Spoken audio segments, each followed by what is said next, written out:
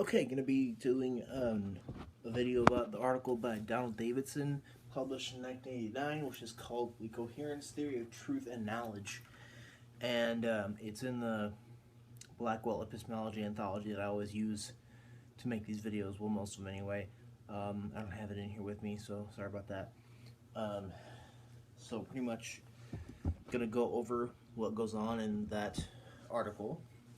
And obviously by the title, it's, of course, in sort of forming a coherence theory of truth and of knowledge, and kind of how those things are almost done on the same token, but that's kind of a bad way of explaining it. Coherence is a test of truth. You know, when you normally think of coherence, you think of either beliefs or propositions, whether we're talking about truth or knowledge, and that really depends. If we're talking about beliefs, then we're talking about knowledge or justification, or if we're talking about propositions or anything else, then we're talking about truth.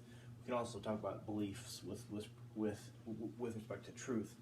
But coherence normally entails a coherent system of beliefs, which the justification, truth, or knowledge of any one belief in that system doesn't depend on any one belief.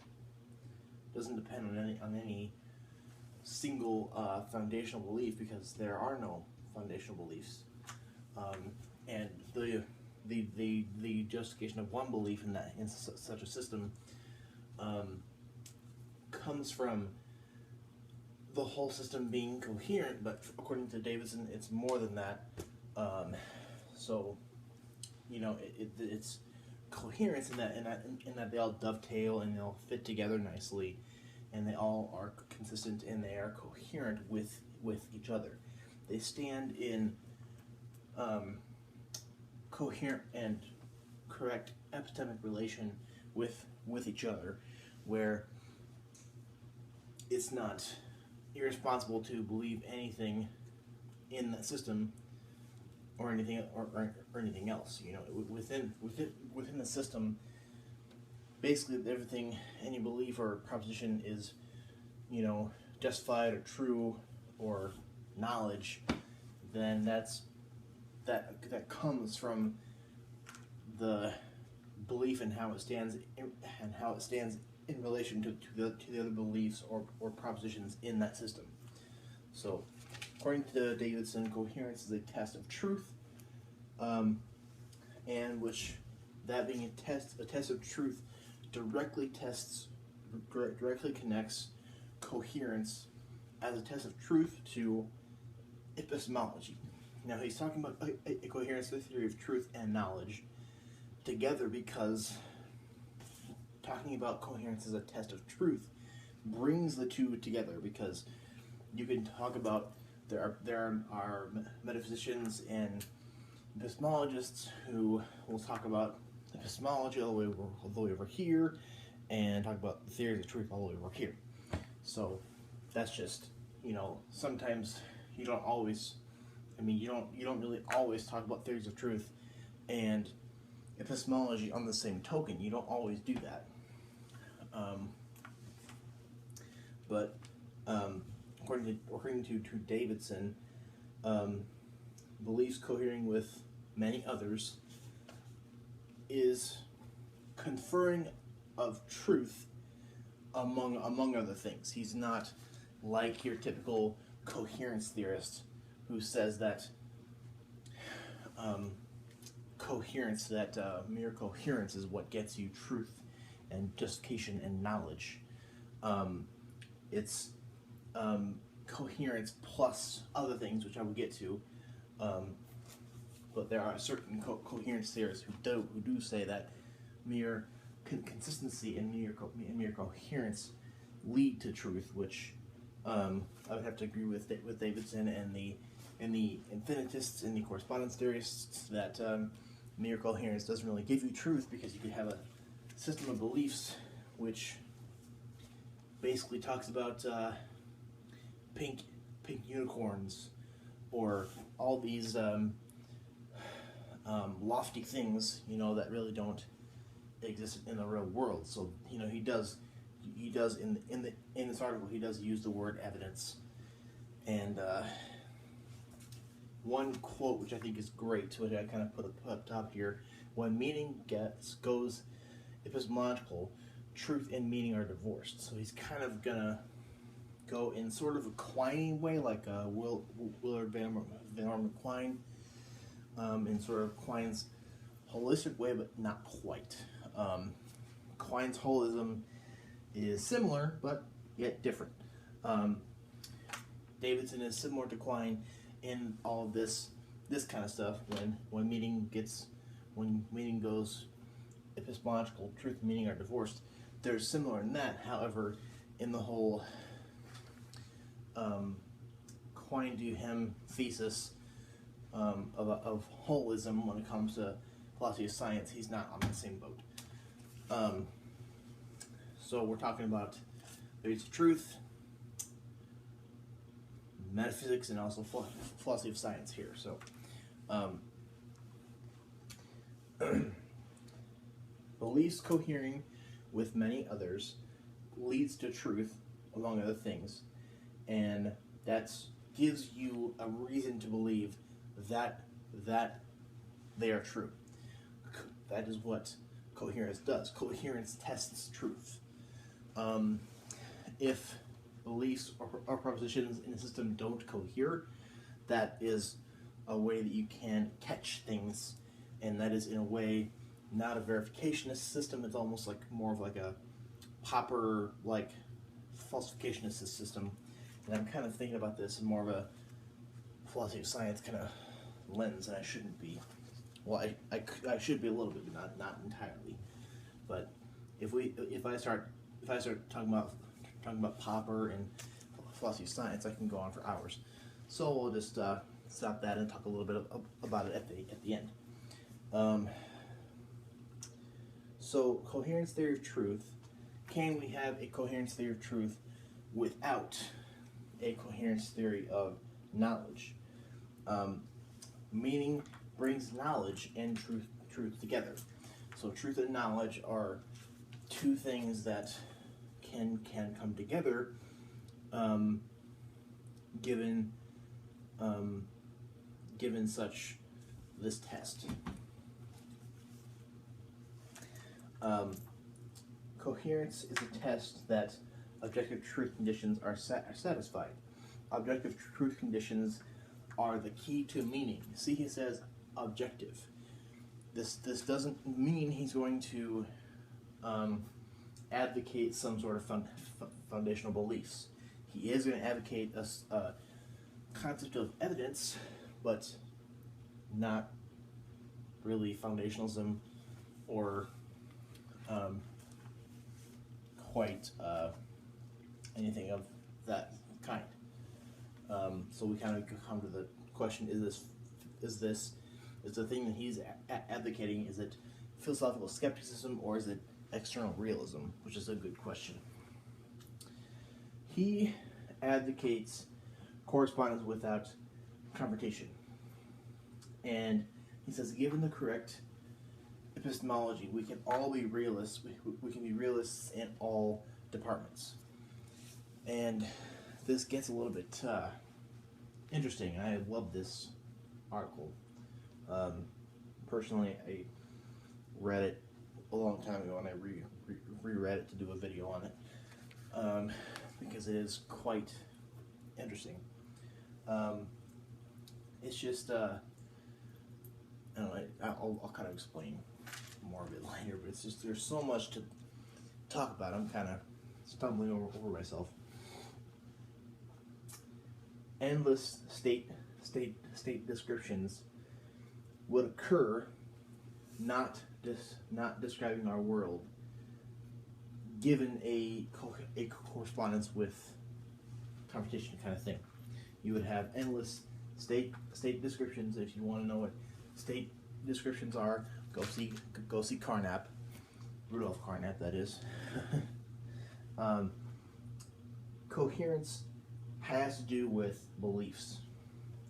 Not quite the case of any all coherently it's not really the case here that any and all beliefs that are part of coherent systems are always true. It's a test of truth, thus it can pick out things within a system that don't cohere with the system. Thus it does have a kind of a falsificationist Karl Popper kind of spirit, and it doesn't aim to say that coherence is going to be something that brings about a system of beliefs which are always and all true. So he's not saying that either.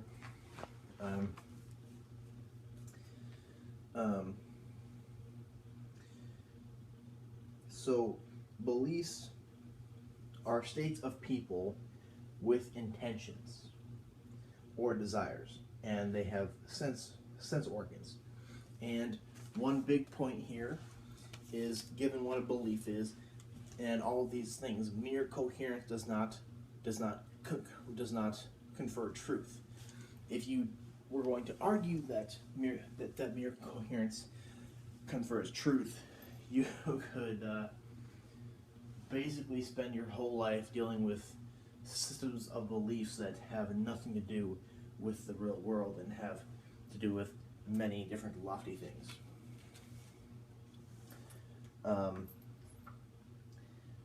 So if we're going to argue at coherence theory of truth and knowledge, what exactly does coherence demand? A coherence theory of truth must be consistent with corresponding to the way things are. So if we're using that word correspondence, we're talking about correspondence without the computation, without all the state descriptions, without all the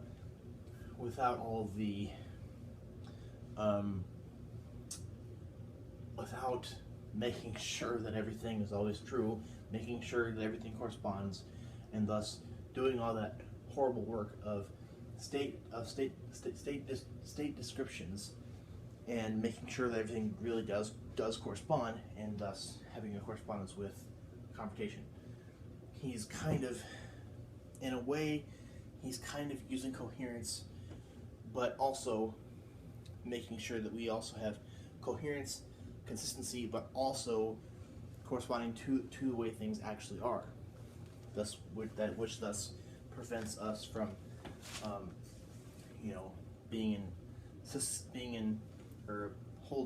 holding these coherent systems which are coherent, but about lofty things which aren't real. A theory of knowledge allows that we can know the truth must be non-relativized and non-internal realism. So what he's kind of gonna go after is an external coherence theory of truth and knowledge. He's going the way that Quine went, having a sort of spirit that Popper had, of saying that if we have coherence and things must correspond in a way without all the computation and all the state descriptions, he's kind of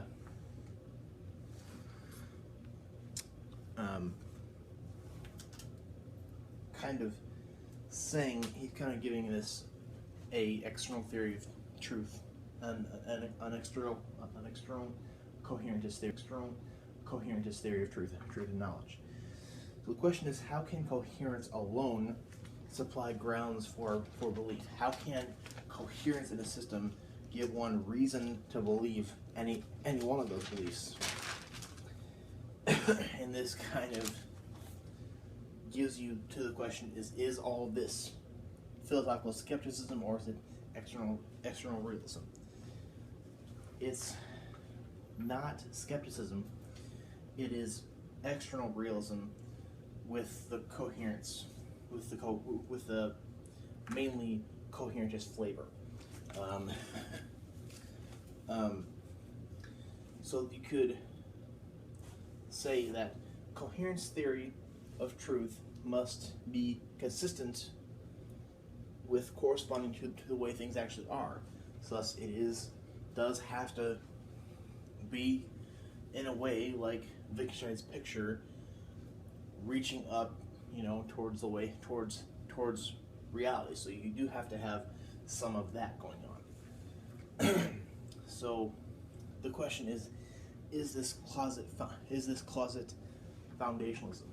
Because there are many coherence theories out there which are, in fact, closet foundationalism, in that they talk about evidence and basic beliefs, even though they aren't really saying that outright, but that's still it. That's not it, because this is not a verification of spirit.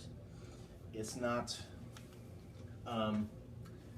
a correspondence theory of truth entirely, which is based upon making sure that everything corresponds entirely to the way things are, using things like state descriptions, and making sure that everything matches up and everything is verified.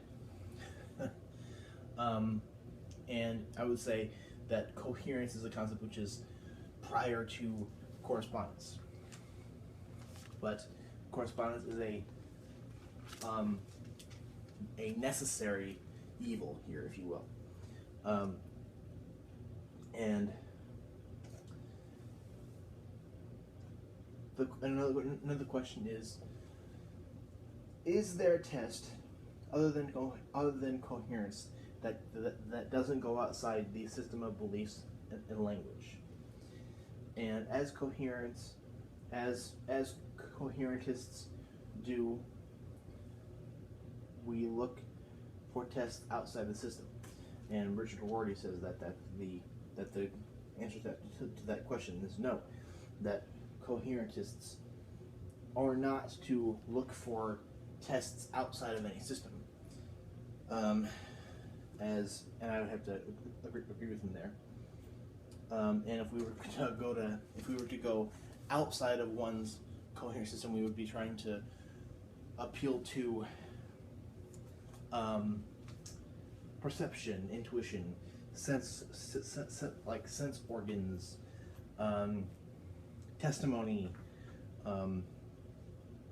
and the question is, how does sensation and belief relate, and to identify beliefs from sensations. And like we have, if I were to draw a green patch, a patch of green color, that's a sensation, and that's part of appealing to, part of why coherence theories of truth and knowledge have kind of faltered, is because there have been constantly trying to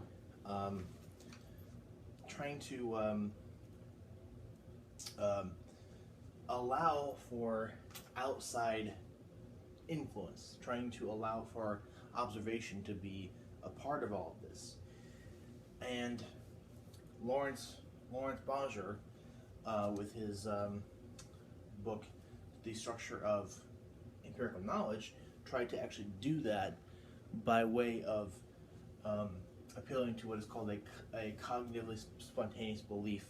And him and other coherentists tried to account for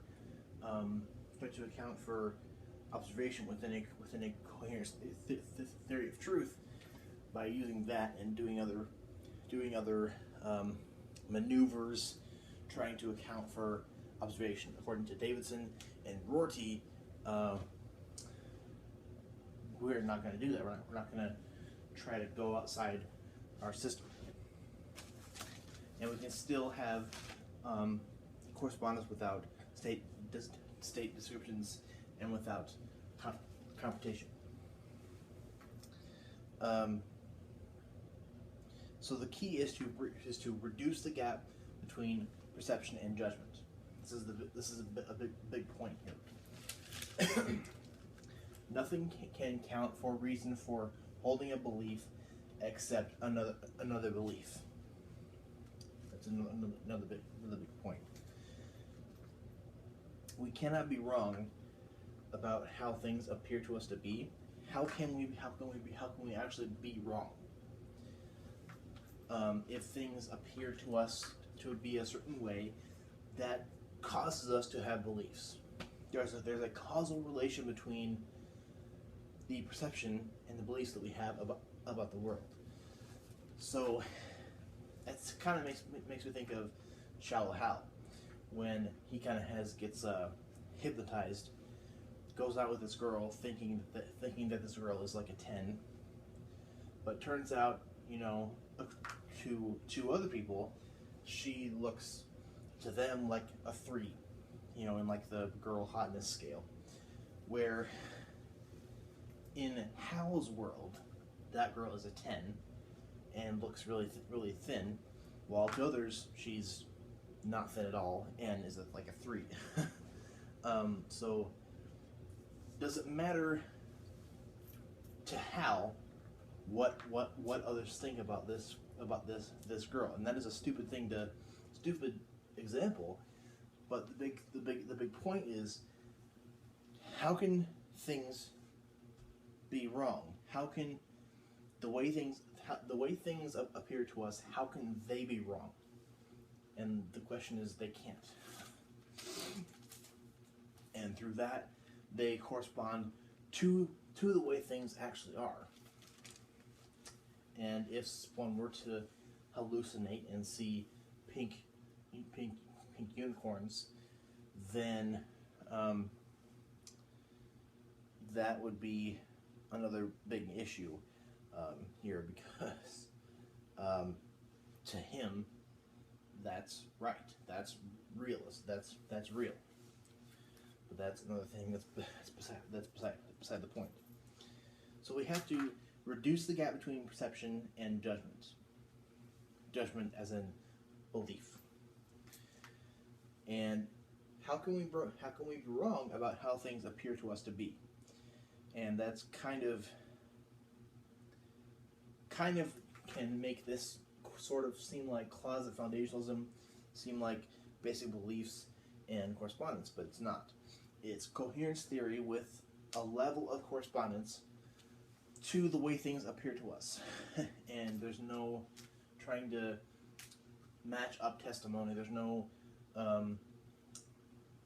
any real trying to justify our beliefs based upon the way that we got our beliefs. Basic beliefs in a coherence theory. And that's, no, there aren't. There are no beliefs that stand by themselves. Justification depends on awareness, and that's just another belief.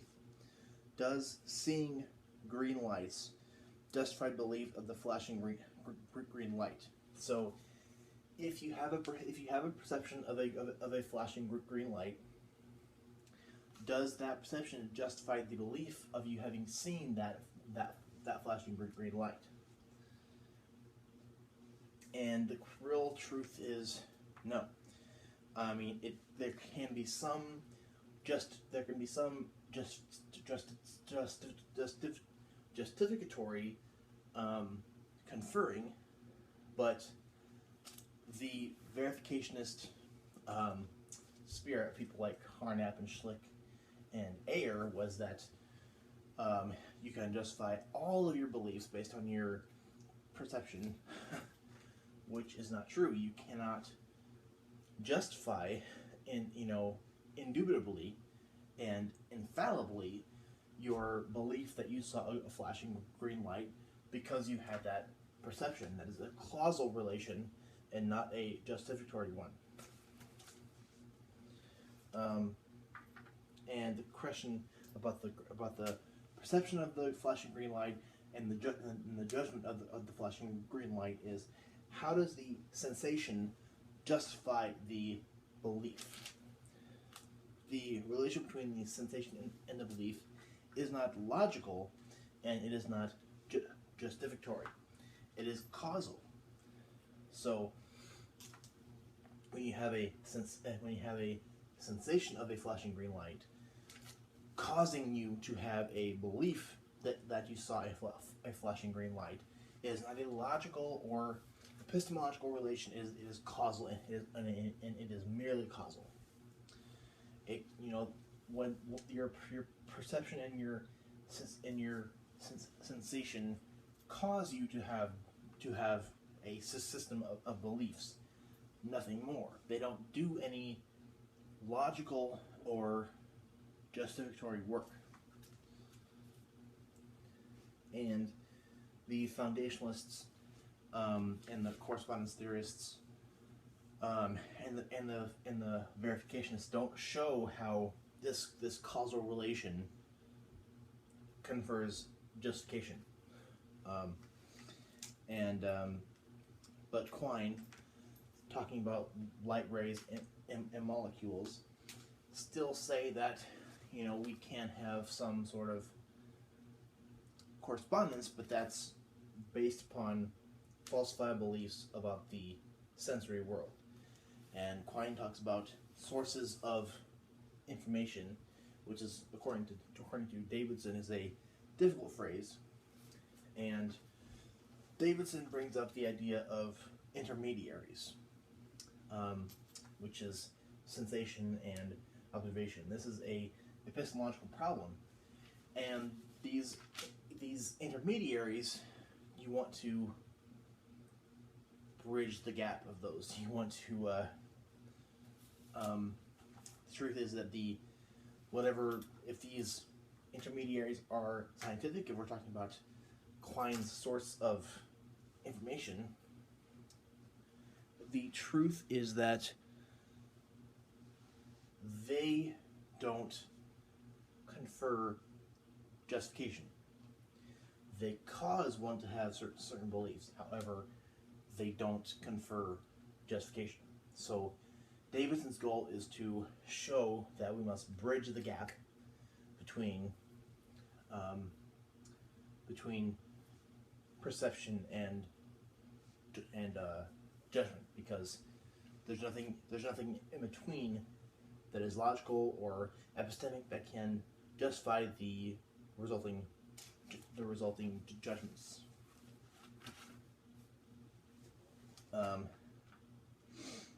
And these intermediaries, we should allow no intermediaries between our beliefs and objects. Thus, there are no epistemic intermediaries, and we can't swear upon the truth of the intermediaries,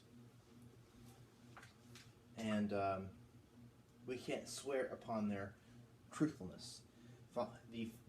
The foundationalists seek the epistemic anchor of the sensation in the observation. Thus, like people like Carnap and Schlick and Ayer and the many people following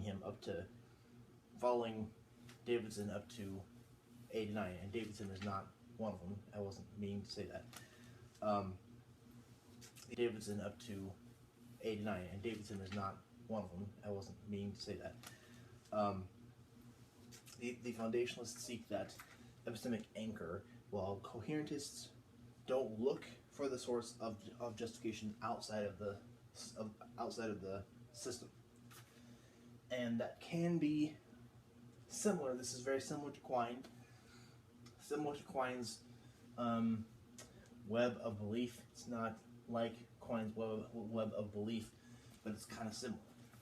This coherence theory of truth and knowledge that Davidson has is very similar. And the big quote is, when meaning gets epistemological, truth and meaning are divorced. When we try to be like a foundationalist or a correspondence theorist or a verificationist, then we are dealing with intermediaries that we cannot use as a anchor, because they do not do any justificatory work according to Davidson. So, Quinean holism, and holism is the theory in the philosophy of science which is of Pierre Duhem, and Quine say that instead of testing hypotheses in isolation, you test them within the whole system of the within the hypothesis within the hypothesis own whole system. You test it within its whole system. So this kind of is in a way akin to Quine and holism, but is not. They're not the same thing. They're kind of the same breed, but not the same. So kind of this is a really awesome article. I'm really happy I got to talk about it.